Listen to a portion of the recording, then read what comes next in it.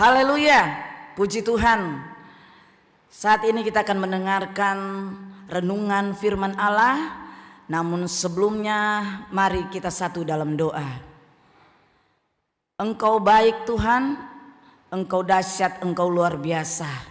Sepanjang hari kami sudah bekerja, dan saat ini Tuhan, sebelum kami beristirahat, sebelum kami tidur, kami ingin mendengarkan renungan firman-Mu, karena firman-Mu menjadi rema di dalam kehidupan kami. Terpujilah nama-Mu Tuhan. Pakai hamba-Mu yang sangat terbatas ini, urapi hamba-Mu, dan biarlah firman-Mu yang menjadi kekuatan bagi kami semua. Terpujilah nama-Mu dalam nama Yesus. Haleluya, amin. Puji Tuhan, renungan pada malam hari ini diambil dari Yakobus 3 ayat yang ke-10. Yakobus 3 ayat yang ke-10, judul dari khotbah atau renungan malam hari ini, berkat dan kutuk.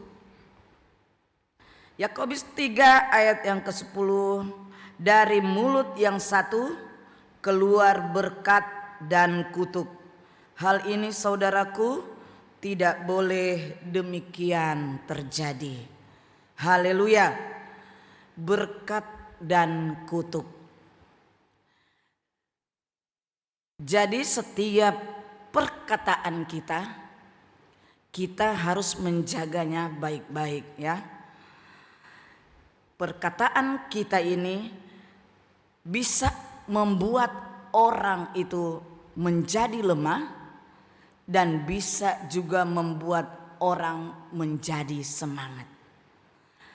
Perkataan kita ini bisa membuat orang menangis dan bisa membuat orang tertawa.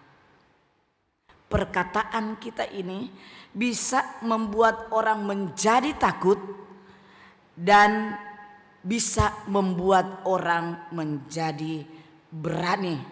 Saudaraku yang kasih dalam Tuhan, ada satu contoh di dalam Alkitab, yaitu kita melihat di dalam Ayub 2 ayat yang ke-9. Ayub 2 ayat yang ke-9, bagaimana perkataan istri Ayub kepada Ayub ya.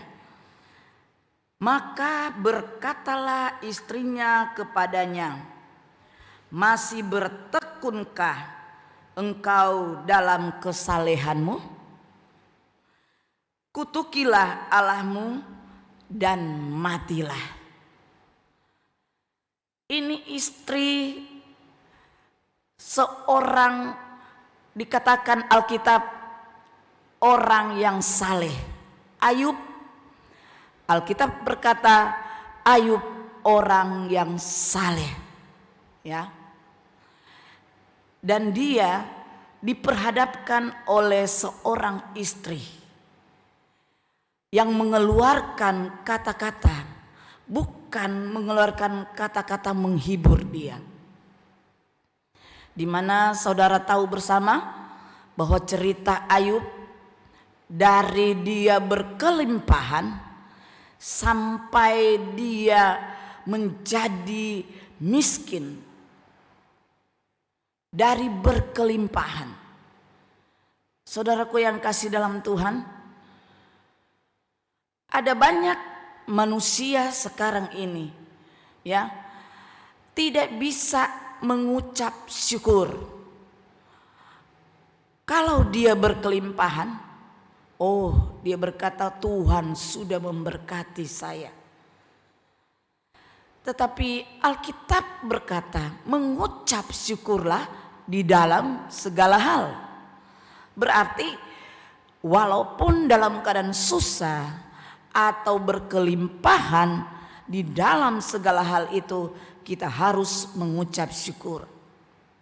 Ini adalah contoh yang tidak baik bagi saya dan saudara, adalah istri daripada Ayub, ya. Ketika Ayub menderita, macam-macam hal yang dia alami, bahkan Alkitab mencatat bahwa teman-temannya juga meninggalkan dia. Semuanya ludes, habis, ya. Dia menjadi seorang yang miskin, bahkan tubuhnya penuh dengan borokan, menjijikkan. Dan kita melihat setiap perkataan kita ini, ya, perkataan itu merupakan satu doa kita. Kalau kita berkata-kata dengan positif, yang akan datang positif.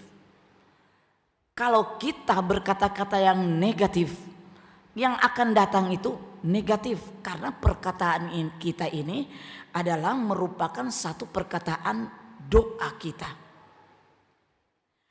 Seperti saya katakan tadi, dengan kita berkata-kata, kita bisa memberikan orang tersebut itu menjadi lemah.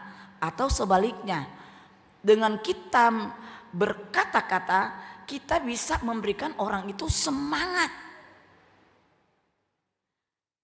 Dan kita bisa memberikan orang itu dengan berkata-kata, dia dapat menangis, tersinggung, dia bisa baper.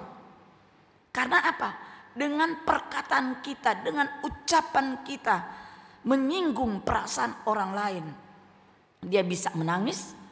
Dan dengan kata-kata kita dapat menghibur dia, kita bisa memberikan dia tertawa. Ada lagi, perkataan kita bisa kita memberikan orang tersebut menjadi takut, dan perkataan kita pun akan membuat orang itu menjadi berani. Nah, itu sebabnya di dalam Mazmur 109 ayat yang ke-7, dia berkata bahwa ia cinta kepada kutuk, biarlah itu datang kepadanya. Ia tidak suka kepada berkat, biarlah itu menjauh daripadanya. Dan ini ada dua hal, kita manusia memilih, kita mau terima berkat atau kita mau terima kutuk, tergantung dari perkataan kita. Perkataan kita merupakan doa kita. Haleluya.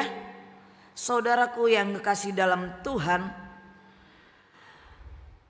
kalau ada orang yang mengutuk saya dan saudara, nah ini cerita yang lain lagi, ya. Kalau ada orang yang mengutuk saya atau saudara, bagi kita yang sudah percaya kepada Tuhan, setiap kutuk itu sudah ditanggungkan di kayu salib. Kutuk apa aja yang ditanggungkan di kayu salib? Kutuk dosa kita, kutuk penyakit kita, Tuhan sudah tanggungkan itu di kayu salib. Kalau penyakit itu datang kepada kita, kita akan berkata, "Oi penyakit, Tuhan sudah tanggungkan itu di atas kayu salib." Kutuk kemiskinan sudah ditanggungkan di kayu salib. Kita menjadi kaya karena Kristus yang sudah memelihara saya dan saudara.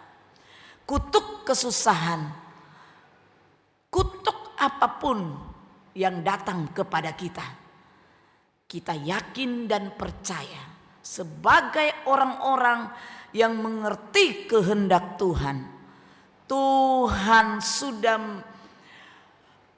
membuat kita menjadi sesuatu yang mendatangkan berkat. Puji Tuhan. Dan biarlah renungan pada malam hari ini kita mengambil satu kesimpulan bahwa kita mau mengeluarkan kata-kata yang memberkati banyak orang. Dan kata-kata itu pun akan memberkati diri kita. Karena setiap kata-kata yang keluar merupakan doa dari kehidupan kita semua. Puji Tuhan, inilah renungan.